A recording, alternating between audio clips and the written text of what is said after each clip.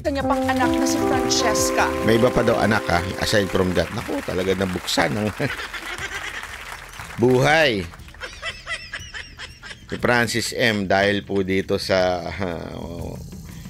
ay, nako kay Toyo. Idiniin na ginusto niya rin ang kanyang paglantad. Nasa frontline ng balitang yan, si MJ Marfori. Julio Ingram, she goes on a maximum, not a 45 or 44 Magnum, it ain't even a 3.5. Kay News 5 anchor Julius Babaw, pinili ni Francesca Rait na magpaunlak ng kanyang first sit-down interview. Sentro ng kontrobersiya ang biglang paglutang ng anak ni Francis Magalona sa flight stewardess na si Abigail. Sa online show na Julius Babaw Unplugged, nireveal ni Francesca na ginusto niya rin talagang lumantad sa publiko. Nako, yun lang. Inamin din niyang gusto niya din lumantad sa publiko. Yan ay kahit pinuputakti silang mag-ina ng mga batikos. Nako. I don't get affected po kasi Really? po, I know the story. Sa kabila ng mga ingay ngayon sa kanyang Alam mo, Ining, gusto lang kitang kausapin. May manager ka na ba? Yung pala yun no? Ining, may manager ka na ba? Sabi mo lang. Biro lang. Alam mo, sa totoo lang, Ining, makinig ka ha. Mali lang yung pasok. Actually, kung talaga namang, kasi sinasabi niya dito na gusto niyang makilala hindi lang bilang anak ni Francis M. Diba? Kung gano'n naman pala sana hindi na lang kayo pumayag na nagpa-vlog kay Boy Toyo. Ewan ko kung paano kayo kay nung Vince nun. Makulit din kasi yun Makulit yun. Oh, walang biro. Makulit yun. Totoo lang. Gusto niyo malaman kung gaano kakulit? Yun yung tipo ng hindi magano walang message bigla na lang magbi-video call. Diba? Ito, pwede bang maging maging sabi nga nila, maging batas na ito, unwritten rule sa mga tao. Bago kayo tatawag, magte-text muna kayo. Ha? Bago kayo sabihin niyo muna, can I call? Are you busy? Ganon. Diba? Hindi yung tatawag ka, video call pa. Ba't gusto mo video call? Pwede namang audio lang. Hindi, totoo ha.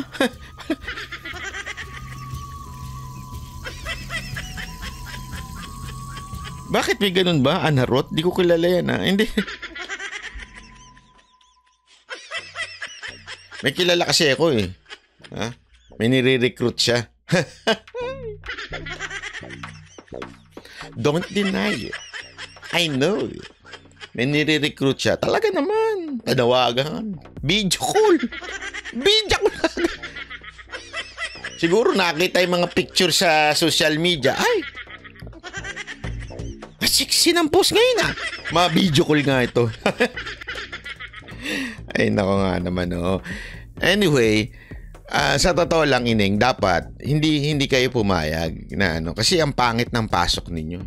Alam mo yun, if you really have talent, hindi mo kailangan gumawa ng pumasok ng ganyan kasi wala madidikit ka, di ba? Ay, ito si I mean, sayang kung ako tatanungin mo, itsura mo naman maganda. I mean, Francis M di ba? Tapos marunong ka naman mag-rap. Although medyo bata pa ang boses mo, kailangan pa talaga ma-enhance.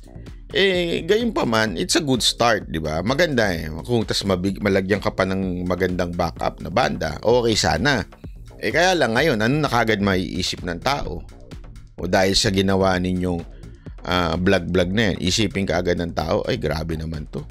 Sobra namang gusto lang palang pumasok sa showbiz. Di ba yun ang dun hindi magandang tignan.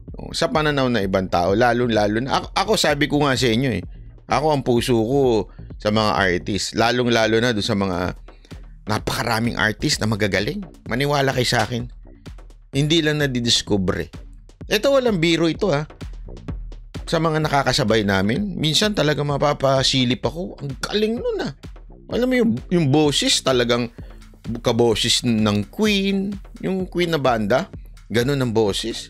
Diba? Yung boses ni Beyonce, ganun ang mga tirada. Grabe, galing nun alam mo yun, hindi lang nabibigyan ng tsansa kasi medyo nakapayong. Nakapayong banat pa. Nagpala ng kagandahan, nakapayong. So hindi tinamaan. Di ba? Medyo ganun eh. Pero sa totoo lang, pagdating sa talent, ay maano talaga, may talent. Maraming ganyan. Pero alam mo yun, sabi ko nga eh, hindi naman ako bilib na bilib ako kay Gigi. Si Gigi Delana. Magaling ako. Banda niya, magaling talaga din. Magaling. Pero marami rin ganong kagaling. Kaya lang talagang may gandang angkin lang ito si Gigi at saka meron siyang karisma sa tao. Magaling yung karisma niya sa tao. Pero ang dami pa hong magaling na mga banda. Lalong-lalo na mga tumutugtog dyan sa Cowboy Grill. Naku, yung mga veterano dyan, mapapa. Minsan nakakahiya eh. Parang lupit nun ha. Galing. Oh, mga tumutugtog sa Baby Torre Santa Rosa. Naku po. Magagaling din. As in, yung boses talagang maayos.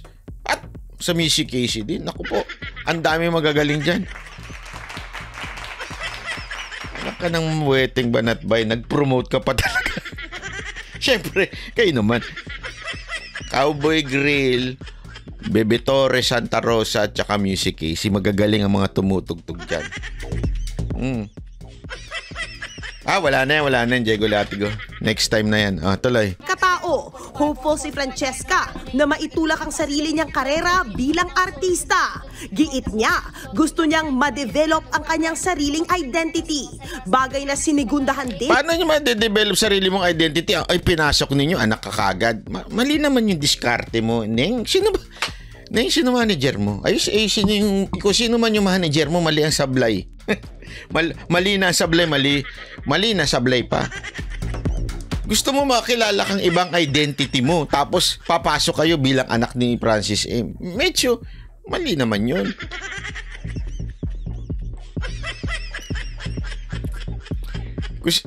Kung sino man ang manager nito, ituro mo naman sa magaling na manager. Ng kanyang manager. Not to be para makilala po ako dahil. At saka next time, meron akong payo. Gupitin mo ng konti na mas mataas-taas ng konti yung bangs mo. Kasi di na nakikita yung mukha mo eh. Pati naman nakatakip na yung kilay mo, nakatakip na yung mata mo. Sinisilip ka ng ibang para. Kasi alam mo, importante, isa yan sa mga tatak ni Francis M. Kilay niya. Ha? Hindi na makita yun. Sayang ganda nung sayang yung ganda niya kung nakatakip yung bangs. Sa father ko. Pero I want to start my own image po. So the intention really was to launch her first. Ayun, ang manager! Kaya naman pala! Direk Mon Rocco. And make it on her own bago i-admit na anak siya ni Francis M. Nangyari na nga.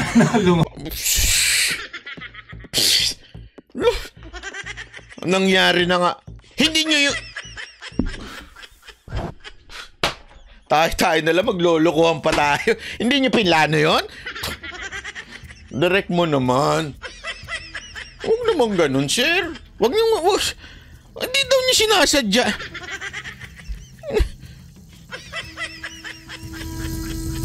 Alam mo, ito Hello, kalokohan. Kung talagang hindi sinasadya, doon pa lang, tandaan ninyo, vlog ho yun. Hindi ho yun live interview. Vlog po yun. So, di sana narinig nyo na. Sinabihan nyo na yung boy toy, huwag mo na ilabas siya, nagkamali na bulgar na ganun. Direct mo naman. Tayo na lang magalolokohan pa, mga ganyang style. Image po. So the intention really was to launch her first and make it on her own bago i-admit na anak siya ni Francis. Hindi, tadong ko nga siya, Direct Mon. Kung hindi ba anak ni Francis M yan, i-manage mo yan. May ano dito.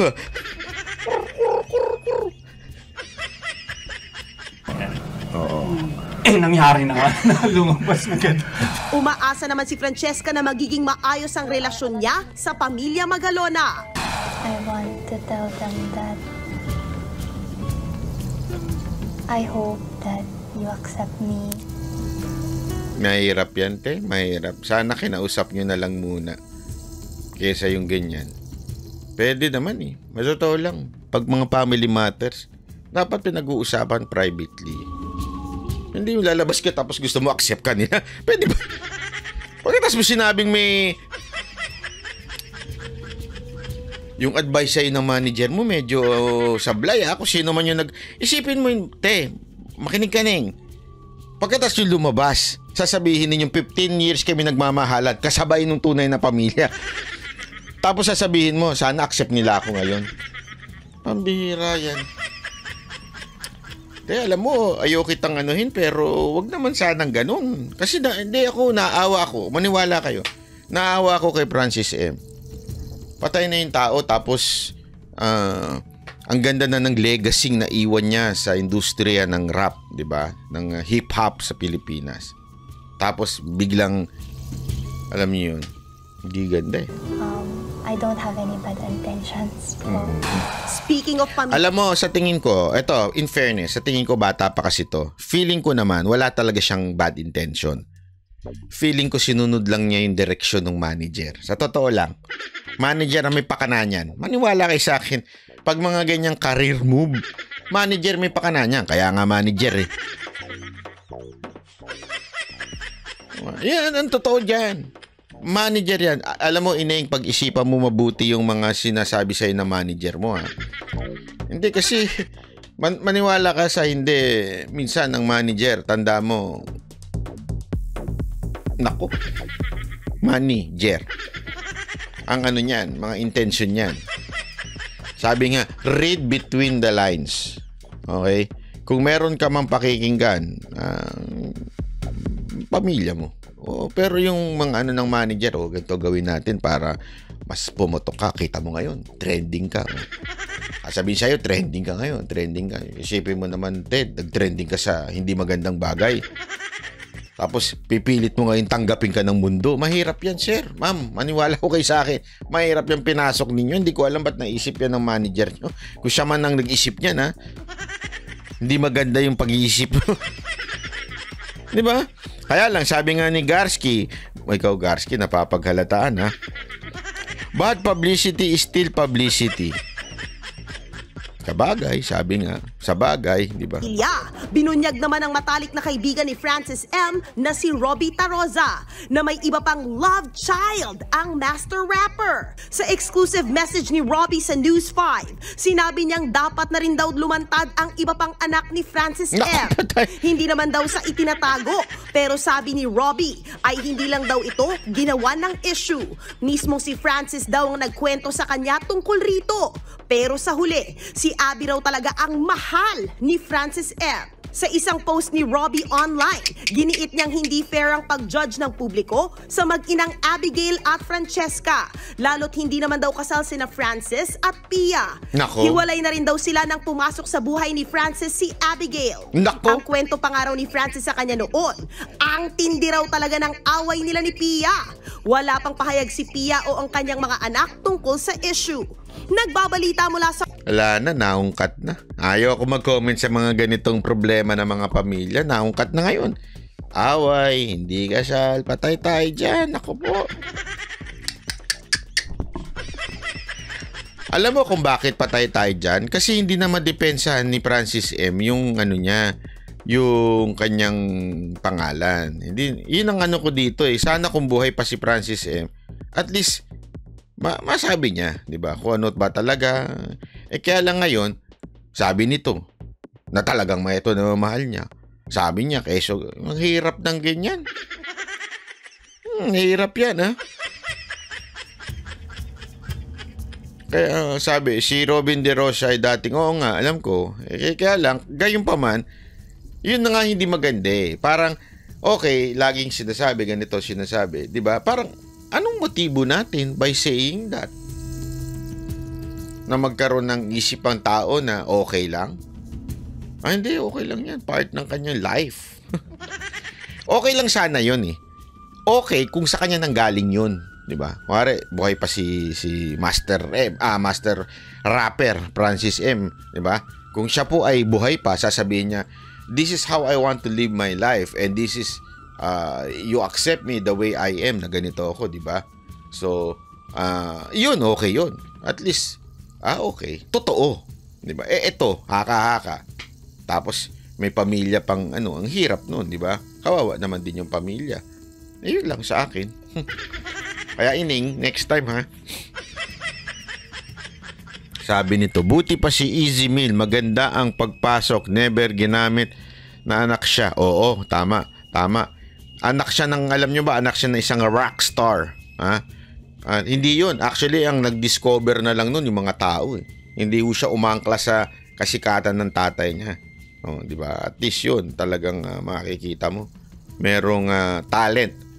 Hindi ko sinasabing walang talent to At least talagang inuna niya yung talent ang makilala. Di ba? Ito. Naku po. Ito. Pag-usapan natin to.